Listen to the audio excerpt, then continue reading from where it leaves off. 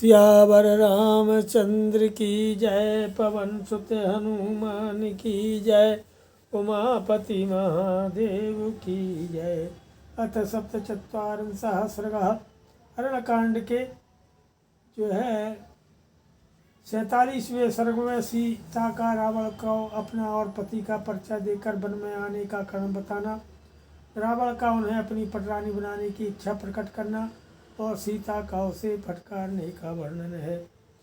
रावणेन तु वैदेहिता पृष्ठा गुणा परिव्राजक रूपेण ससंसात्मानमात्मना ब्राह्मश्चातिथिश्चैको अनुक्तो हि सपेत माम् इति ध्वात्ता मुहूर्तं तु सीता वचनमब्रवीत्। द्वैताजनकस्याहं मैथिलस्मात्मनः सीता नाम्नास्मि भद्रं ते रामस्य महिषी प्रिया। उषित्वा द्वादशमायक्षाकूणां निवेशने भुञ्जानामानुषान् भोगान् सर्वकाम समृद्धिनी। तत्र त्रयोदशे वर्षे राजा मन्त्र्यत् प्रभुः अभिषेचयितुं रामं समेतो राजमन्त्रिभिः। तस्मिन् सम्भ्रियमाणे तु राघवस्याभिषेचने कैकेयीनां भर्तारं ममार्यायाचिते वरम्। सीता को हरने की इच्छा से परिव्राजक सन्यासी का रूप धारण करके आए हुए रावण ने उस समय जब विदेह राजकुमारी से इस प्रकार पूछा, तब उन्होंने स्वयं ही अपना परिचय दिया। वे 2 घड़ी तक विचार में पड़ी रहीं कि ये ब्राह्मण और अतिथि हैं, यदि इनकी बात का उत्तर न दिया जाए तो ये मुझे साथ दे देंगे। ये सोच करके सीता ने इस प्रकार कहना आरंभ किया कि हे ब्राह्मण, आपका भला हो। मैं मिथिला नरेश महात्मा जनक की पुत्री और अवध नरेश श्री रामचंद्र जी की प्यारी रानी हूँ। मेरा नाम सीता है। विवाह के बाद 12 वर्षों तक इक्ष्वाकुवंशी महाराज दशरथ के महल में रहकर मैंने अपने पति के साथ सभी मनोवांछित भोग भोगे हैं। मैं वहाँ सदा मनोवांछित सुख सुविधाओं से संपन्न रही हूँ। 13वें वर्ष के प्रारंभ में सामर्थ्यशाली महाराज दशरथ ने राजमंत्रियों से मिलकर सलाह की और रामचंद्र जी को राजपद पर अभिषेक करने का निश्चय किया। जब श्री रघुनाथ जी के राजाभिषेक की सामग्री जुटाई जाने लगी, उस समय मेरी सास कैकेयी ने अपने पति से वर मांगा। परिग्रहीतु कैकेयी श्वशुरं सुकृतेन मे मम प्रव्राजनं भर्तुर्भर्तस्याभिषेचनं द्वाभयाचत भर्तारं सत्सन्धं नृपोत्तमं नाद्भोक्षेन च स्वप्सेन पास्येन कदाचनो एकमे जीवितस्यान्तो रामो यदभिषिच्यते इति वाणं कैकेयीं ससोमेश पार्थिवा अयाचितार्थैरन्वर्थैन चायाञ्चं चकारश। मम भर्ता महातेजा वैशा 25 अष्टादशी वर्षाणि मम जन्मनि गण्यते। रामेति प्रथितो लोके सत्यवान् शीलवान् शुचिः विशालाक्षो महाबाहु सर्वभूते रतः। कैकेयी ने मेरे ससुर को पुण्य की शपथ दिला करके वचनबद्ध कर लिया। फिर अपने सत्यप्रत्यक्ष पति उन राज शिरोमणि से 2 वर मांगे। मेरे पति के लिए वनवास, भरत के लिए राज्याभिषेक। कैकेयी हठपूर्वक कहने लगी, यदि आज श्री राम का अभिषेक किया गया तो मैं न तो खाऊंगी न पीऊंगी और न कभी सोऊंगी, यह मेरे जीवन का अंत होगा। ऐसी बात कहती हुई कैकेयी से मेरे ससुर महाराज दशरथ ने यह याचना की कि तुम सब प्रकार की उत्तम वस्तुएं ले लो, किंतु श्री राम के अभिषेक में विघ्न न डालो। किंतु कैकेयी ने उनकी यह याचना सफल नहीं की। उस समय मेरे महातेजस्वी पति की अवस्था 25 साल से ऊपर की थी और मेरे जन्म काल से लेकर वनगमन काल तक मेरी अवस्था वर्षगणना के अनुसार 18 साल की हो गई थी।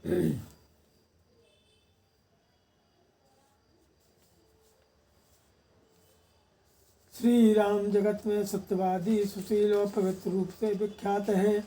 उनके नेत्र बड़े बड़े और भुजाएं विशाल हैं। वे समस्त प्राणियों के हित में तत्पर रहते हैं। कामार्तस् महाराजा पिता दशरथा स्वयं कैकेय्याः प्रिय कामार्थम तम रामम नाभिषेच्यतो। उनके पिता महाराज दशरथ ने स्वयं काम पीड़ित होने के कारण कैकेयी का प्रिय करने की इच्छा से श्री राम का अभिषेक नहीं किया। अभिषेकाय तु पितुः समीपं राममागतं कैकेयीमं भर्तारमित्युवाच द्रुतं वचः। श्री रामचंद्र जी जब अभिषेक के लिए पिता के समीप आए तब कैकेयी ने मेरे उन पतिदेव से तुरंत यह बात कही, पितौ पित्रा समाज्ञप्तं ममेदं शृणु राघवो, भरताय प्रदातव्यमिदं राज्यमकण्टकं, त्वया तु खल्वस्तव्यं 9 वर्षाणि 5 च, वने प्रव्रज काकुत्सो पितरं मोचयानृतात्। हे रघुनंदन, तुम्हारे पिता ने जो आज्ञा दी है इसे मेरे मुँह से सुनो। यह निष्कंटक राज भरत को दिया जाएगा। तुम्हें तो 14 वर्षों तक वन में ही निवास करना होगा। हे काकुत्स, तुम वन को जाओ और पिता को असत्य के बंधन से छुड़ाओ। तथेतु वातां रामः कैकेयीं कुतो भया चकार तद्वचः श्रुत्वा भर्ता मम दृढ़व्रतः। किसी से भी भय न मानने वाले श्री राम ने कैकेयी की बात सुन करके कहा, बहुत अच्छा, उन्होंने उसे स्वीकार कर लिया। वो मेरे स्वामी दृढ़तापूर्वक अपनी प्रतिज्ञा का पालन करने वाले हैं। दद्यान प्रतिगृहिणीया तत्सत्यं ब्रूयान चानृतम्, एतद्ब्राह्मण रामस्वव्रतं धृतमनुत्तमम्। तस्य भ्राता तु वैमात्रो लक्ष्मणो नाम वीर्यवान्, रामस्पुरुषव्याघ्रः सहायः समरेरियः, स भ्राता लक्ष्मणो नाम ब्रह्मचारी दृढ़व्रतः। श्री राम केवल देते हैं, किसी से कुछ लेते नहीं। वे सदा सत्य बोलते हैं, झूठ नहीं। हे ब्राह्मण, यह श्री रामचंद्र जी का सर्वोत्तम व्रत है जिसे उन्होंने धारण कर रखा है। श्री राम के सौतेले भाई लक्ष्मण बड़े पराक्रमी हैं। समरभूमि में शत्रुओं का संहार करने वाले पुरुष सिंह लक्ष्मण श्री राम के सहायक हैं, बंधु हैं, ब्रह्मचारी और उत्तम व्रत का दृढ़तापूर्वक पालन करने वाले हैं। अनुगच्छत धनुष्पाणि प्रव्रजन्तं मया सह, जटितापस्रूपेण मया सह सहानुजा, प्रविष्टो दंडकारणं धर्मनित्यो दृढ़व्रतः। श्री रघुनाथ जी मेरे साथ जब वन में आने लगे तब लक्ष्मण भी हाथ में धनुष लेकर उनके पीछे हो लिए। इस प्रकार मेरे और अपने छोटे भाई के साथ श्री राम इस दंडकारण्य में आए हैं। वे दृढ़ प्रतिज्ञ तथा नित्य निरंतर धर्म में तत्पर रहने वाले हैं और सिर पर जटा धारण किए तपस्वी के देश में यहाँ रहते हैं। ते वयं प्रच्युता राज्यात् कैकेय्याः सुकृते त्रयः, विचराम द्विजश्रेष्ठो वनं गम्भीरमोजसा, समाश्वस मुहूर्तं तु शक्यं वक्तुमिह त्वया, आगमिष्यति मे भर्ता वनमादाय पुष्कलम्। हे द्विजश्रेष्ठ, इस प्रकार हम तीनों कैकेयी के कारण राज्य से वंचित हो इस गंभीर वन में अपने ही बल के भरोसे विचरते हैं। आप यहाँ ठहर सकें तो 2 घड़ी विश्राम करें। अभी मेरे स्वामी प्रचुर मात्रा में जंगली फल मूल लेकर आते होंगे। रुरून गोधान बाराहान सहत्वादायाम शंभु, शतम नाम च गोत्रम च कुलमा चक्षु तत्वतः, एकच्च दंडकारण्ये किमर्थम चरसी दुयो। रूरु गोह और जंगली शुअर आदि हिंसक पशुओं का वध करके तपस्वी जनों के उपभोग में आने योग्य बहुत सा फल मूल लेकर वे अपने अभी आएंगे। उस समय आपका विशेष सत्कार होगा। हे ब्रह्मन, अब आप भी अपने नाम गोत्र कुल का ठीक ठीक परिचय दीजिए।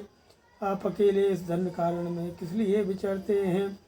एवं ब्रुवत्यां सीतायां राम पत्न्यां महाबला, पृथिवाचोत्रं तीव्रं रावणो राक्षसादिपो, येन वित्रासिता लोका सदेवासुरमानुषा, अहं स रावणो नाम सीते रक्षो गणेश्वरः, त्वां तु काञ्चन वर्णाभां दृष्ट्वा कौसेवासिनीं, रतिं सुखेषु दारेषु नाधिगच्छाम्यनन्दिते। तो श्री राम पत्नी सीता के इस प्रकार पूछने पर महाबली राक्षस राज रावण ने अत्यंत कठोर शब्दों में उत्तर दिया, अरे सीते, जिसके नाम से देवता असुर मनुष्यों सहित तीनों लोग थर्रा उठते हैं, वही राक्षसों का राजा रावण हूँ। हे आनंद कुंभ सुंदरी, तुम्हारे अंगों की कांति स्वर्ण के समान है, जिन पर रेशमी साड़ी शोभा पा रही है। तुम्हें देखकर अब मेरा मन अपनी स्त्रियों की ओर नहीं जाता है। बर्हीणाम् उत्तमस्त्रीणामाहृतानामितस्ततः सर्वासामेव भद्रं ते ममाग्रमहिषी भवो। मैं इधर उधर से बहुत सी सुंदरी स्त्रियों को हर लाया हूँ, उन सब में तुम मेरी पटरानी बनो, तुम्हारा भला हो। लंका नाम समुद्रस्य मध्ये महापुरी सागरेण परिक्षिप्ता निविष्टा गिरिमूर्धनि। मेरी राजधानी का नाम लंका है, वह महापुरी समुद्र के बीच में एक पर्वत के शिखर पर बसी हुई है। समुद्र ने उसे चारों ओर से घेर रखा है। तत्र सीते मया सार्धं वनेषु विचरस्यसि न चास्य वनवासस्त्वस्पृहस्यसि भामिनी। हे सीते, वहाँ रह करके तुम मेरे साथ नाना प्रकार के वनों में विचरण करोगी। हे भामिनी, फिर तुम्हारे मन में इस वनवास की इच्छा कभी नहीं होगी। पंचदास्याः सहस्राणि सर्वाभरण भूषिता सीते परिचरिष्यन्ति भार्या भवसि मे यदि। हे सीते, यदि तुम मेरी भार्या हो जाओगी तो सब प्रकार के आभूषणों से विभूषित 5000 दासियां सदा तुम्हारी सेवा किया करेंगी। रावणेन मुक्ता तु कुपिता जनकात्मजा पृथ्वाचानवत्यांगी तमना धृतराक्षसम्। रावण के ऐसा कहने पर निर्दोष अंगों वाली जनक नंदिनी सीता क्रोधित हो उठी और राक्षस का तिरस्कार करके उसे उत्तर देने लगी कि महागिरिं वा कंप्यं महेन्द्र सदसंपतिं महोदधिं वा क्षोभ्यहं रामोऽनुवृता। मेरे पतिदेव भगवान श्री राम महान पर्वत के समान अविचल हैं, इंद्र के समान पराक्रमी हैं और महासागर के समान प्रशांत हैं। उन्हों कोई क्षुब्ध नहीं कर सकता। मैं तन मन प्राण से उन्हीं का अनुसरण करने वाली तथा उन्हीं की अनुरागिणी हूँ। सब लक्षण संपन्नम नग्रोध परिमंडलम सप्तसंधम महाभागमहं राममनुव्रता। महाबाहुं महोरस्कं सिंह विक्रांतिगामिनं नरसिंहं सिंह शंकाशमहं राममनुव्रता। श्री रामचंद्र जी समस्त शुभ लक्षणों से संपन्न, बट वृक्ष की भांति सबको अपनी छाया में आश्रय देने वाले, सत्य प्रतिज्ञ और महान सौभाग्यशाली हैं। मैं उन्हीं की अनन्य अनुरागिणी हूँ। उनकी भुजाएं बड़ी बड़ी और छाती चौड़ी है।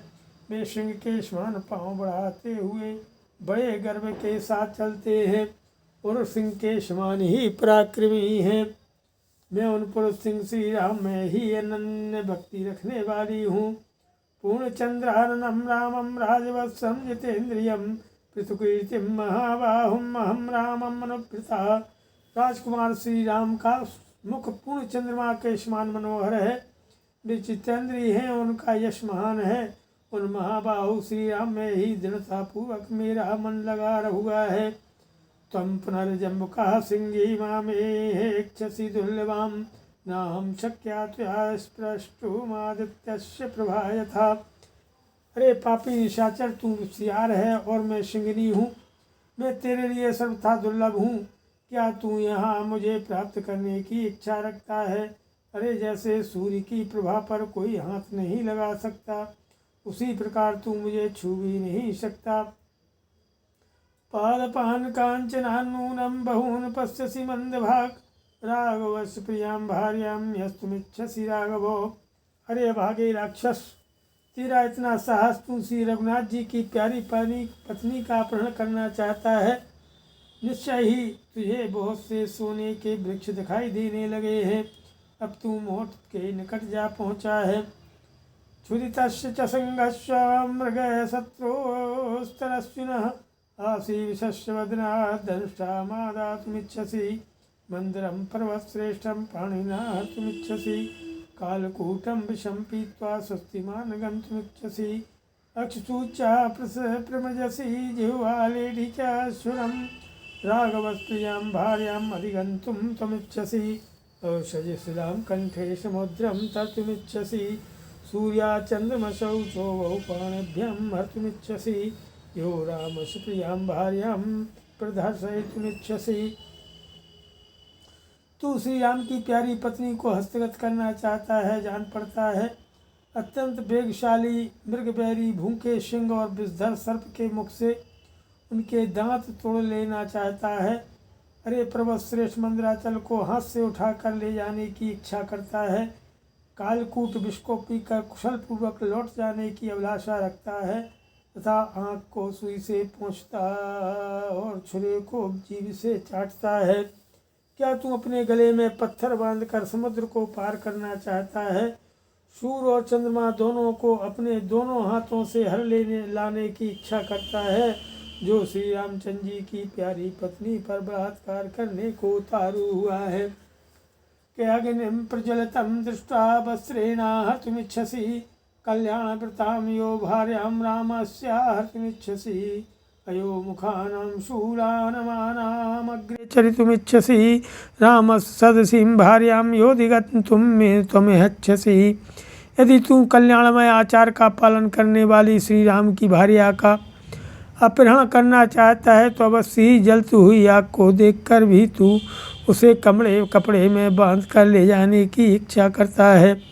अरे तू श्री राम की भार्या को, जो सर्वथा उन्हीं के योग्य है, हस्तगत करना चाहता है तो निश्चय ही लोहमय मुख वाले शूलों की नोक पर चलने की अभिलाषा करता है। यदंतरम सिंहशृगालयोर्वने यदंतरम चन्दनिकाशसमुद्रयो सुराग्र्यशोभिरेकयोर्यदन्तरं तदन्तरं दास्वते तवैव च यदन्तरं काञ्चनशीशलोहयो यदन्तरं चन्दनवारिपङ्कयो यदन्तरम् अस्थिविडालयोर्वने तदन्तरं दाशरथे तवैव च यदन्तरं वायसवैनतेयो यदन्तरं महुमयूरयोरपि यदन्तरं हंसे के गृधयोर्वने तदन्तरं दास्वते तवैव च।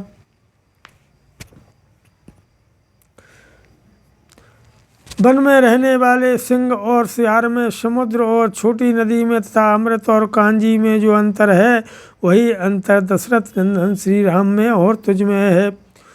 सोने और शीशे में, चंद्र मिश्रित जल और कीचड़ में तथा वन में रहने वाले हाथी और बिल्ली में जो अंतर है, वही अंतर दशरथ नंदन श्री राम और तुझ में है।